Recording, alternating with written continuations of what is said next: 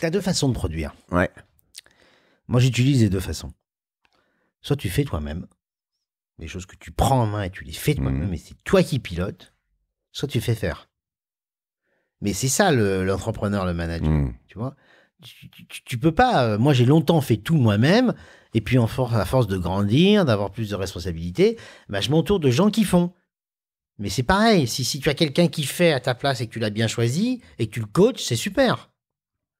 Donc on te demande pas de faire tout, on te demande au bout du bout d'avoir un résultat. C'est ça qui compte. Tu vois, en politique, c'est pareil. Combien il y a de gens qui font. Tu vois, par exemple, Macron, on voit bien que c'est un mec qui fait.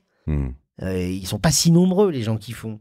Donc on a beau le vilipender, le critiquer, ceci, cela, on peut pas lui enlever un truc, c'est qu'il est très intelligent et qu'il fait. Et ça, c'est pas courant. Oui, si tu reprends dans les présidents, tu peux... Alors, tu vas peut-être pas être d'accord avec moi, mais j'ai l'impression qu'un Sarko était quelqu'un qui faisait, un Chirac et un Hollande ne l'étaient pas forcément. Mais complètement. Sarko, on en pense ce qu'on veut, mais c'était une énergie incroyable. Et le mec, il faisait avancer les choses. Et ce qu'il a fait pendant la crise financière, c'est remarquable. Remarquable. Il y a mis une énergie, une capacité de conviction exceptionnelle. Exceptionnelle.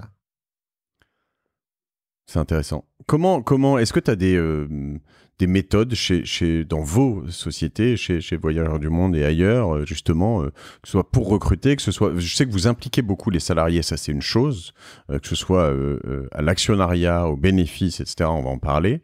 Mais est-ce que dans les... Enfin, comment tu fais? Parce que la thèse est là, tu vois, je l'ai, hein, et je l'ai vécu. C'est dire, en gros, je fais du tailor-made, des choses assez haut de gamme, potentiellement à des prix accessibles. Et moi, je te disais tout à l'heure, ma découverte de Voyageurs du Monde, elle a été comme ça. C'est-à-dire, je devais avoir 24, 25 ans.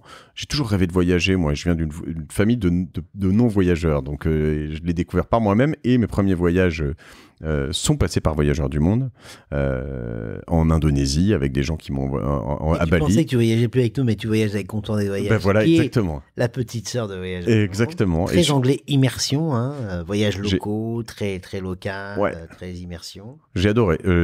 Constance, tu vois, on va l'embrasser. Tu la connais, non? Ouais, bien sûr. À Lyon, je crois qu'elle est, non? C'est ça? Et ben voilà. Et elle nous a géré un truc sympa cet été.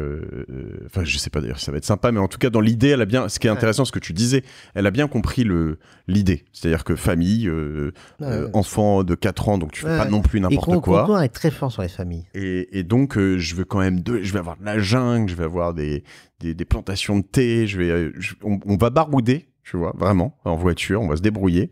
Je suis pas dans un truc avec des gens partout, avec des panneaux et des choses comme ça. Donc ça, je suis très content parce que je suis baroudeur sur les bords. Et c'est vraiment cool. Comment t'arrives, toi, à faire en sorte que ce truc, cette envie, depuis le début que vous avez, Constance, elle le fasse bien avec moi, avec de la passion, avec de l'implication, et qu'elles se disent pas juste je fais mon job, puis après le reste Alors, on n'a pas de méthode particulière. Je dirais pas ça. Je pense qu'on a un truc qui fait que 2 ou 3 trucs plutôt, mais c'est la même chose en fait, hein, qui font que nos collaborateurs sont très impliqués et nous sont fidèles. La première, c'est la nature même du métier, du produit qu'on propose. Parce que le produit qu'on propose, le type de voyage qu'on propose, la façon de voyager leur plaît. Leur plaît. Et tu vois, déjà, c'est très important, tu vois, quand tu bosses dans une boîte qui a une éthique sociale et environnementale fantastique, mais qui vend un produit chiant, bah c'est plus difficile, quoi. Nous, on a un produit qui déjà est sympa, tu vois. C'est clair. Déjà, voilà. La deuxième chose, c'est que qui fait, je pense, la fidélité, c'est effectivement la fidélité, l'attachement, etc. C'est tout ce qu'on a mis en place dans notre politique sociale. Entre 25 et 30% des bénéfices redistribués aux salariés sous forme d'intéressement et de participation chaque année depuis 25 ans, tous les ans, sauf pendant les 2 années Covid, évidemment. Et c'est distribué comment, typiquement, pour savoir ça? Participation, intéressement. Et donc, c'est à peu près égal pour tout le monde ou non? Selon ton non, salaire, non, t'as c'est plus? pas égal pour tout le monde, mais c'est bien sûr comment dirais-je, Bordé, plancher, plafond. C'est par unité de travail. C'est égal pour tout le monde dans chaque équipe. Ok. Par exemple, l'équipe Amérique latine, en fonction de ses profits, de l'année qu'elle va toucher, etc.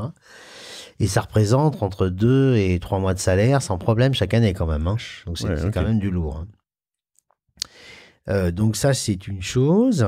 Plus tout le reste, hein, mutuelle financée à 85%, une mutuelle fantastique d'ailleurs, un tas d'avantages en nature de ce genre, les voyages de formation, très important. Bon, voilà. Et puis la troisième chose... C'est qui ta mutuelle fantastique? Citons-les, hein, de toute façon. Non, tu sais ou pas? Non. Pardon? Citons-là, ta mutuelle fantastique. Moi, je connais pas son nom. Okay. Enfin, c'est AXA, mais c'est le contenu, quoi. Enfin, Viva, je sais plus, mais bon, tu vois. On sait pas. C'est Alain Capestin qui a négocié ça, et les conditions, tu vois, par exemple, tes danses, enfin bon, bref, on va pas rentrer dans les détails. Ok. Et puis la dernière chose, c'est on communique énormément avec eux. Et ça, c'est très important. Je te prends un exemple. Pendant le Covid, chaque mois ou chaque 2 mois, chacun d'entre nous, avec son entreprise, que ce soit Voyageurs du Monde, Terre d'Aventure, Comptoir des Voyages, Alibert Trekking, qui fait partie également de notre groupe, qui est une magnifique entreprise dans les Alpes, eh bien, le patron communiquait avec eux, leur faisait un point de situation. Où on en est, qu'est-ce qu'on fait, où on va. On est extrêmement fort en com interne, du moins au niveau des dirigeants.